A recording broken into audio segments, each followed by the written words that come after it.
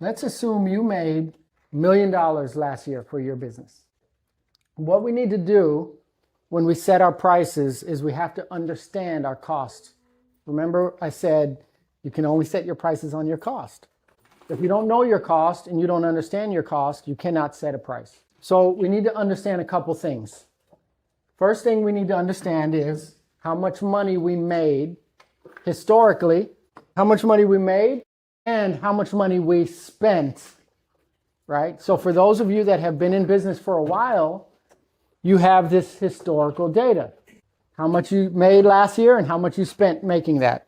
How much you did the year before and the year before. If you're a brand new business, you don't have to have the data. You just need to project the data. And we are going to go through that too. So let's assume, just for this example, this is a big number. Let's say last year your business made $1 million. We're a contractor. What we're going to do is we're going to go in and we're going to find out how much of that money was overhead. Overhead is different than what they call cost of goods. What overhead means is that's something that you have to pay regardless if you're doing any business or not. That's an overhead. For example, if a contractor has a shop that he rents and he pays $2,000 a month for that shop, he's going to pay $2,000 whether he gets a customer or not. It has nothing to do with the jobs. That's an overhead. A cost of good is something that you pay if you have a customer. So I'll give you an example. We know the building is going to be paid regardless of what happens. You're only going to have 2x4 expenses if you have to build a house. That's a cost of good. If you own a lemonade stand, the cost of goods is the lemons, the sugar, the water. That's not an expense if you don't sell any lemonade. Overhead items and cost of goods. You'll see it as COG. And the terms are not as important as the understanding. So what we need to do is we need to find out last year how much we spent on overhead. Last year, just for an example, let's say it was $1 million. My rent and my insurance cost and my vehicle, truck payments, all of that, let's say that was $300,000 total. $300,000 is my overhead, right? All the building, everything. What percentage of this is $300,000? And what percentage is this? So now I know, because last year overhead is 30%. For every dollar that comes into my company, 30 cents goes out. So when I make $1, how much do I actually make? It's very important to know, because if you bring in $1 and you spend $1, you're going to go broke really fast, right? If you do a job for $10,000, we have $10,000 to spend, and you spend it, where's the overhead money coming from, right? And this is why people spin their wheels. And they're like, man, I'm doing a lot of work and there's no money in the bank. So you already know 30%. The next thing that we need to figure out is, what is our net profit going to be? How much profit do I want to make? We talked about that last week. Every business industry is different. In construction, right now, I am going to use a 30% profit, just for the example. So I need to make a 30% profit. We need to know what our overhead percentage is, and we need to put our net profit in there. So this is why this is important. So let's say I'm going to do a job. This is all year, revenue from all year. Now, I'm going to price a service. So somebody's going to call me and say, hey, Mike, I don't want to build a house today. I want to build a deck. How do I price that? What I'm going to do is I'm going to find out how much my materials are to build that deck. Let's say the materials cost me $2,000. That's how much I'm going to spend on nails, wood, all of that, $2,000. And then my labor to get 4 guys for 8 hours, let's say that's going to cost me, and paying them labor, another $1,000. And the gas to get back and forth, let's say that's another $100. Cost of good means, what does it cost you to do that job only? It only costs me the wood, the nails, the gas to get there, the people I got to pay to do it. That's how much, that's the cost of goods. So it's going to cost me $3,100 to do that job. Now, obviously I can't charge $3,100. I need to give the customer a price that has the 30% overhead in it and the 30% net profit. All right. So I need to have 60% on this job. How do I do that? This is how you do it. We talked about this last week. We need to make sure that our cost is no more than 40% of the price I give to the customer. Is it starting to make a little bit of sense? Let me show you. So my cost to do the job is $3,100. That's how much it costs me. Buy the materials, pay the people, there's $3,100. If I take that $3,100 and I divide it, what you want to do is you take your desired profit margin. In this case, we're trying to add 60%. So we take 1 minus 0.6. And that gives you your divisor. So your price to the customer is $77.50. This is what's going to happen. You're spending $3,100 to do this job and you're charging the customer $77.50. So what are they going to tell you? Your materials is $3,000 and you're charging me $4,000 labor? That's not what's happening. They don't understand business. Your customer doesn't understand business. You lower your price because they don't understand it, and then you go broke. $77.50. What's 30% of that? Is $23.25. Once we take that overhead out, right? Because we've already proven that 30% of our cost is gone. For every dollar we make, we spend 30 cents. Now we have $54.25. We took 30% off for the overhead. So we charge the customer $77.50. 30% of it is gone. It goes to our bills. And then $3,100, it goes to Home Depot or whatever for the wood, right? How much are we left with? That's how much you made when you built that deck. Now, what else is coming out of this? Yeah, that's the IRS. Taxes coming out. Loss comes out. What happens when you build the deck and the person says, it's 5 inches to the right? And then you're like, you measured it wrong. Are you going to leave it? You messed up. You're going to move it. And you're going to pay your guys to move it, and you're not going to charge the customer. You're losing. You have a loss percentage, right? The point of this is when you set your prices, this is what normally happens when we set our prices. Somebody says, hey, build a deck for me. And then you say, oh, can you calculate, oh, I'm going to spend $3,100.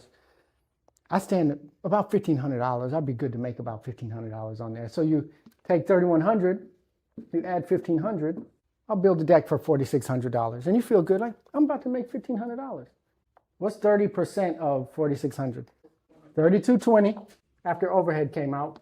How much are your materials to build that deck? You made $120 building a deck. So you charge your customer $4,600 because you guessed. 30% of that went to your overhead, which leaves you with $3,220. Now you got to take your nails and everything. You done made $120. And now you're working all year. You have projects all year. Guys are busy. Everything's great. And you just can't figure out why that bank account keeps going lower. So this is why us as business owners, we have to stick to our guns. When I give a price and somebody says, hey, can you build a deck for me? And I say $77.50, you say, that's too much. What? You trying to get rich off of me? Your material is only $3,100. Now it's your job to justify this price. Because you don't have a choice. The numbers are the numbers. What do they say? Men lie, women lie, but numbers don't lie. Everyone's cost of goods is not as high as the construction person. We're in construction. When I do a job, if I change your air conditioner, my materials are a lot of money. It's a big portion of it. If you do hair, your cost of goods is a lot lower. That's why you have to calculate yours. If you run a business with employees and you don't work in the business, so right now in my business, I don't work in the business. So my salary is an overhead item because my business is going to pay my salary, whether it's bringing in costs or not. I'm an overhead item. My secretary, she is an overhead item. Person answers the phone, overhead. Office people, overhead. The technicians, they're actually at the houses fixing things. Labor, cost of goods. So if you don't work in the business and you have caterers and they're going to the event, you're not going, you have nothing to do with it, then your salary is an overhead item. If you're doing the cooking, doing the thing, then you are in here. Cost of goods. So let's say you looked at your past things and you said, I made $400,000 last year and I spent $50,000. My overhead was I'm just making it up, 15%. So I'm going to have to add 15% to this price because whatever I charge them, 15% is going back to the overhead. And I need to make a profit. Profit margin of every industry is different. You have to research your own profit margin. You guys ever watch Shark Tank? Yes. What is the only question they ever ask people? What kind of margins are you looking at? That's the only question they ever ask because it's the only thing that matters. You'll see them stand up there and say, we sold $10 million last year. And they're going to say, what are your margins? $10 million only matters if you think that if you're a rookie. If they made $10 million, they spent $12 million, that's not a good investment. If they made $10 million and they spent $1 million, that's a 90%. That's why we have to know our margins. So let's say you're going to make a 30% margin. Why do you guys think we have to make big margins? Unexpected costs? What else? What about you want to grow your business? You're going to be doing it forever and ever and ever? Do you want a business to hand down to your kids? I see 2 kids here, right? Does he want to hand it down to them? Well, guess what? There's 1 of him and 2 of him. It's going to have to, when he's starting, it can only pay his salary. That's fine. But once you start getting to that point where they start getting older, it's going to be like, I got to pay 3 salaries. Never act your age in business, right? We always tell people, act your age. In business, don't act your age. If you're in year 1 and you're 1 person, you need to price for the future. If you don't put in your prices to hire someone, how are you ever going to afford to hire them, right? He's got to put in his prices, his growth plan. What's another reason we want big margins? In kingdom businesses, do we want to be the worst paying people? No. If we have no margins, are we going to be the best paying companies? No, you're going to always be paying the least. And people are going to be in church, and there's going to be some young high school kids, and they're going to be like, hey, I want to work for Josh. And people are going to be like, hey, he don't pay. Great guy, but if he don't have the margins, he can't. So it's not about being greedy. Am I greedy if I take some kids from here, give them a job and pay them really well and set them up for the future? No. I'm trying to be a kingdom business. Now, am I going to go and put, oh, well, man, I'm going to grow and be a good kingdom person, 100,000? No. Now we're getting into the greed. You have to research your industry. What is a good margin? Enough about that. So you're going to do a 30% margin. This is the problem I run into every day as a business owner. I know what my costs are. I know what my profit margins are. I know when I'm about to make $100 building this whole deck for 2 days. And I'm not going to do that. The problem is a lot of competitors don't know that. They're making negative money. It's great for the customer. It's bad for me because I can't race to the bottom. I can't race them to go see who can go out of business the quickest. So the problem is when I give them this cost, then my competitor is going to say, I'll build that deck or I'll cater for $700. Now, if you're not good at selling the value, you will always lose, right? And that's what we're going to talk about next week. I didn't want to do sales today. I want to do processes today. So, but this is how you do this in short. You never sell on price, ever. You're never allowed after this class again to sell on price, ever. And I'm pretty sure Mr. Kevin is good at this, what I'm going to talk about, selling the value. Selling the price is someone comes to me to cater an event, and I'm thinking, oh, I better give them a good price or they won't win. No, don't get that out of your mind. That's over. People don't buy on price. That's a lie. People do not buy based on price. People buy on what they feel is valuable. That's a fact. You guys understand what I'm saying? People don't buy. They may get 3 or 4 quotes. They're not picking the lowest price. They're picking the highest value. So if they see you as the same value as the other person and you cost more, they think that's the highest value because you didn't put your value. So if I'm catering and I say, oh yeah, I can cater this event. It's $2,100. Do you want to do it? And they got a quote for $700. They're going to say no because you didn't put any value in there. Now, this sounds a little bit different if I say, and I interview you and ask you, so what are you looking to do in this? It's my mom's 70th birthday and blah, blah, blah, blah, blah, all that. And I said, so you want to make it special for her. That's really what you're looking for. They're not looking for catering. They're looking to give their mom the most special 70th birthday, right? So what you're looking for is you want that day to be very special. I got it. Boom, boom, boom, boom. I tell you what, really, to give your mom the special day. I mean, I can cater this probably pretty cheap. Most people can. But if you want to give your mom a real special day, this is the package that I blah, blah, blah. And I'll tell you what we do is we come on time.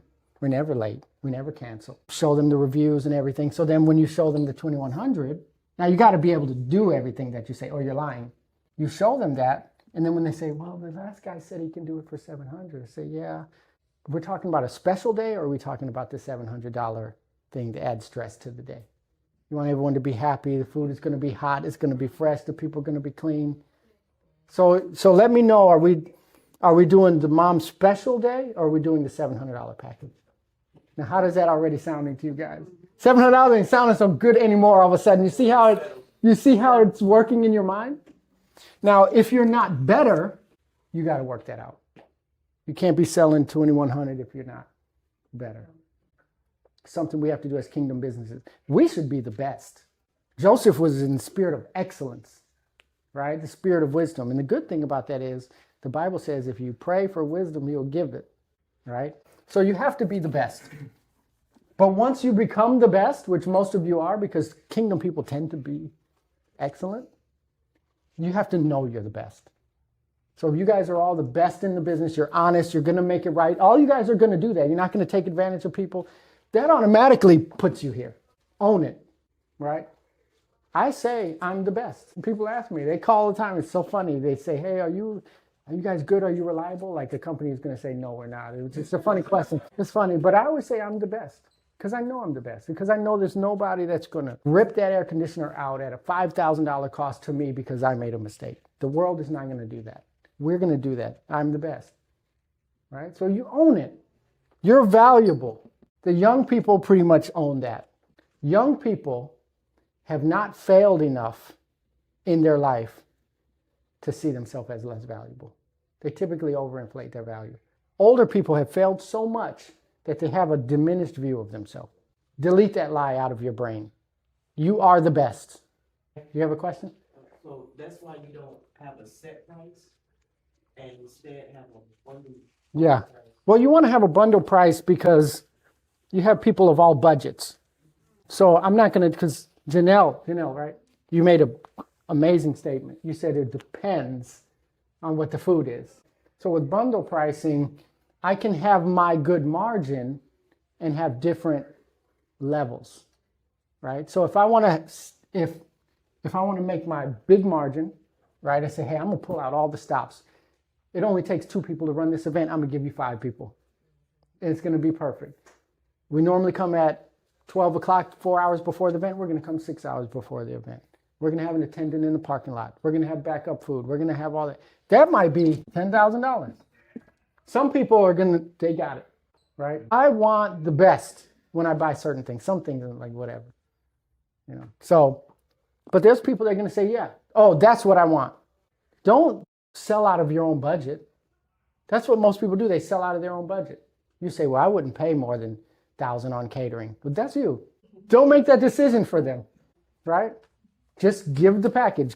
Everyone should have a high ticket item. Everyone. If you do hair, you should have your $500 thing. Come up with it. I'm sure there's something that you can do for a lot of money that some people might want. Hey, I'll come and wash your hair once a week. You come in and I'll wash it. I'll check on it. I'll do it. I'll give you follow-up calls. I'll give you extra products. Have your high ticket package. Don't lie about it if you can't, if it's not real. That's where but you guys, I'm not talking to that group of people, right? Have your high ticket, have your normal package, which is your mid-tier, and then have your low tier. If you can do it for $700, now if you do the math like we did earlier and you're making negative money, don't have that package.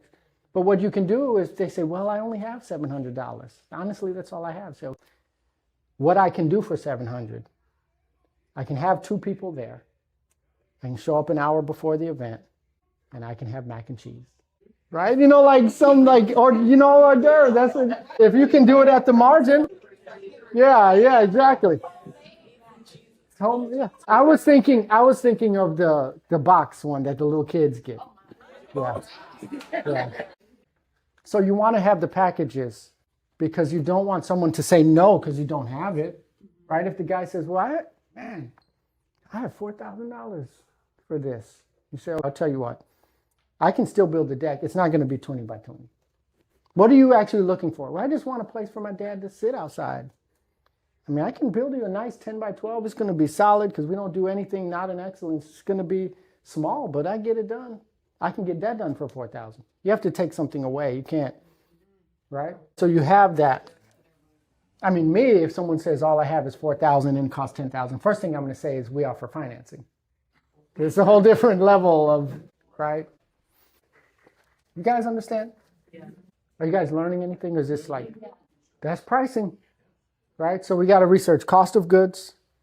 We have to research gross profit margin. We have to research net profit margin. It's a whole deal. Pricing is a whole deal. You need to research cost of goods, gross profit, net profit for your industry. Start researching those. Talk to Claude, talk to ChatGPT, go on the internet, and you'll start to find out what your industry standards are.